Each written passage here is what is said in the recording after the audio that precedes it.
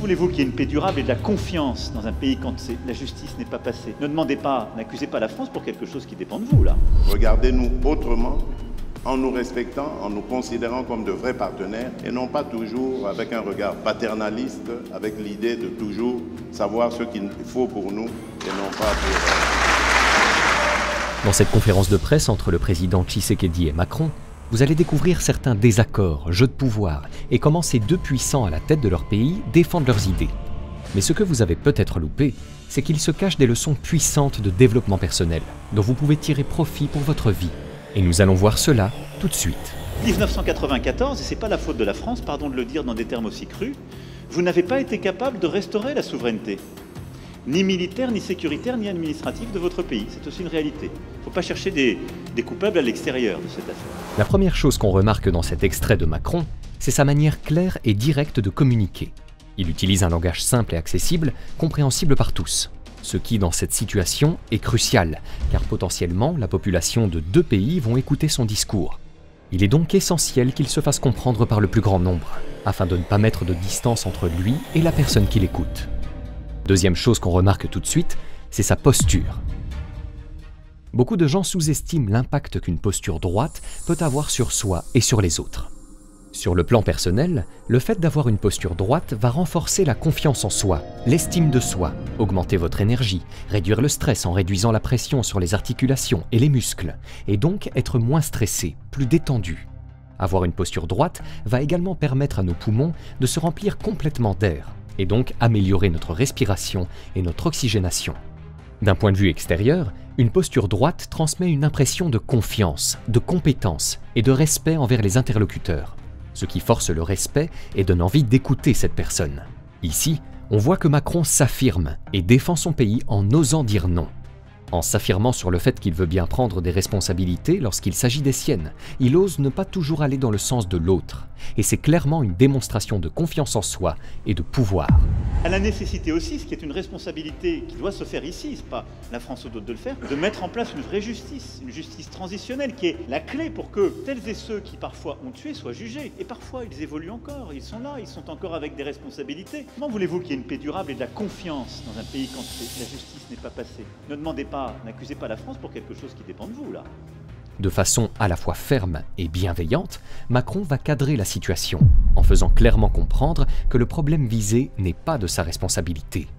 Dans cet extrait, il arrive donc à faire passer une idée qui est dure à dire, celle de dire que c'est à l'Afrique de gérer cette situation et pas à la France, tout en prenant un ton ferme mais bienveillant et une posture de conseil pour attendrir la dureté de ses propos qui pourraient paraître des accusations, ce qui serait alors très mal vu. J'ai expliqué la position de la France, nous avons pris des engagements humanitaires et politiques très clairs, y compris d'ailleurs sécuritaires, mais ce n'est pas la France qui apportera la solution. Et je le dis ici avec beaucoup de clarté et d'humilité. Et je pense que c'est à la fois l'honnêteté et c'est la condition pour pouvoir être heureux. Parce que si on attend trop de quelqu'un ou si on arrive là dans le sentiment qu'on pourrait résoudre tous les problèmes, on finit tous malheureux. C'est pas vrai. Dans la première partie de cet extrait, il prend et assume ses responsabilités. Et dans la deuxième partie, il va faire quelque chose de très intéressant et d'assez rare dans un tel discours. C'est l'utilisation d'une métaphore pour venir à la fois renforcer la véracité de ses propos et détendre l'atmosphère. Et je pense que c'est à la fois l'honnêteté et c'est la condition pour pouvoir être heureux. Parce que si on attend trop de quelqu'un ou si on arrive là dans le sentiment qu'on pourrait résoudre tous les problèmes, on finit tous malheureux. Pas vrai. L'utilisation d'une métaphore peut rendre des idées abstraites plus faciles à comprendre et les rendre plus logiques, en les reliant à des expériences ou des concepts plus familiers. De plus, lorsqu'il prononce la métaphore, on voit qu'il a un petit sourire et qu'il fait ça dans le but de détendre l'atmosphère générale, car il sait qu'il est en train de dire quelque chose qui est difficile à entendre. Or, il ne tient pas à passer pour le méchant de l'histoire. Et si demain, nous allons aux élections dans des conditions difficiles, vous parlerez de compromis à l'africaine, alors qu'aujourd'hui, ces mêmes Africains sont en train d'attirer votre attention sur cette ignoble et injuste agression due au fait du Rwanda et demandons même des sanctions, personne n'en parle. Voilà ce que je voulais apporter comme précision pour dire, ça aussi, ça doit changer dans la manière de coopérer avec la France et l'Europe.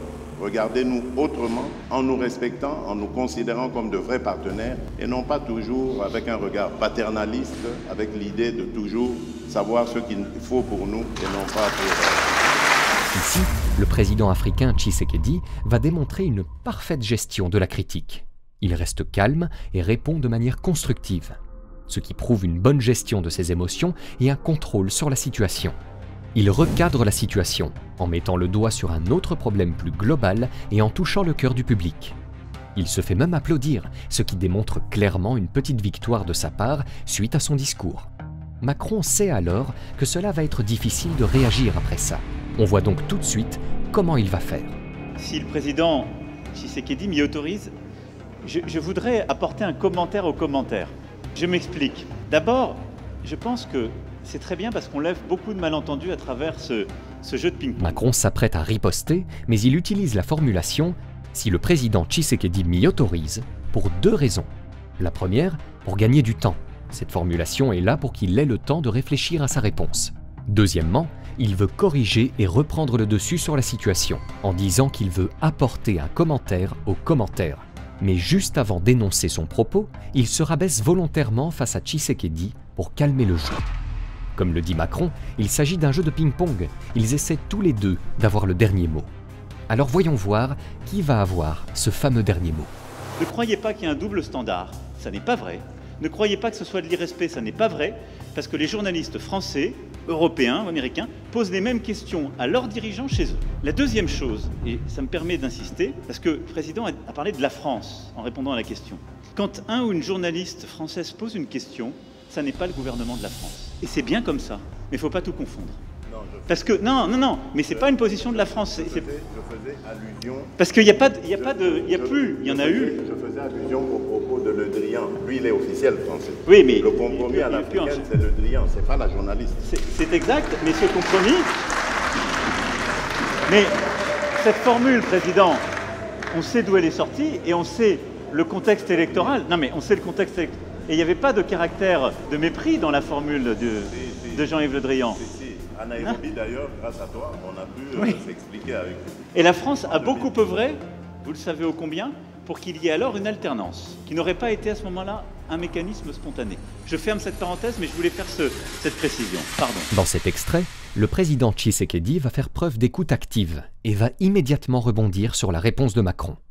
Au lieu de préparer sa réponse de son côté et de s'en tenir à son discours, ce qui aurait pu simplement donner un point gratuit dans ce mini-débat, Tshisekedi va faire preuve d'écoute active et de réactivité afin de pouvoir apporter une précision importante qui va faire basculer les arguments de Macron. Suite à cette intervention, on voit clairement que cela déstabilise Macron, dans un premier temps par les applaudissements qui viennent confirmer les propos de Tshisekedi, et dans un deuxième temps, on voit Macron prendre le sujet un peu plus à la rigolade, et qu'il continue son argumentaire avec un sujet légèrement dévié, sûrement car il arrive à court d'arguments. C'est la raison pour laquelle il est important de s'adapter à des situations changeantes et à des défis imprévus. Ce qui est sûr, c'est que ces deux présidents sont persévérants dans leurs idées et leurs actions. Une qualité importante à avoir pour atteindre ces objectifs. Alors, messieurs les journalistes, vous me posez votre question que si elle n'a pas encore été posée ou s'il n'y a pas eu de réponse apportée. Alors, on va prendre une autre... Dans cet extrait, on voit Macron venir vers le président Tshisekedi de façon amicale, pour deux raisons. La première, c'est qu'il veut garder une bonne image de sympathie et non de confrontation avec le président Tshisekedi et auprès du peuple africain. Pour ce faire, il utilise une image forte, qui est le contact physique amical. Ils vont même jusqu'à se tenir la main pendant quelques secondes. La deuxième, il a une posture défensive et il tourne le dos au président Tshisekedi. De ce fait, il réalise que c'est un signal corporel négatif, qu'il doit rapidement corriger. Il sait qu'en tant que président, il faut garder une bonne image, en étant respectueux et en ayant de bonnes relations auprès du plus grand nombre de personnes. Car après tout, c'est le peuple qui le maintient au sommet. Ces conseils sont également valables à notre échelle. Au final, cette conférence nous apprend plusieurs valeurs importantes de développement personnel. Le fait de communiquer de manière claire et directe, avoir une posture droite, oser s'affirmer et dire non, prendre et assumer ses responsabilités, l'écoute active, être persévérant dans ses idées et ses actions, s'adapter aux situations et défis imprévus, et enfin être respectueux et bienveillant pour entretenir de bonnes relations. À présent, vous pouvez découvrir gratuitement 5 idées de chaîne YouTube pour générer 1 000 € par mois sans montrer votre visage, en cliquant sur le premier lien dans la description de cette vidéo. Et si vous avez aimé cette vidéo, cliquez sur le bouton j'aime et abonnez-vous à la chaîne maintenant pour ne rien rater.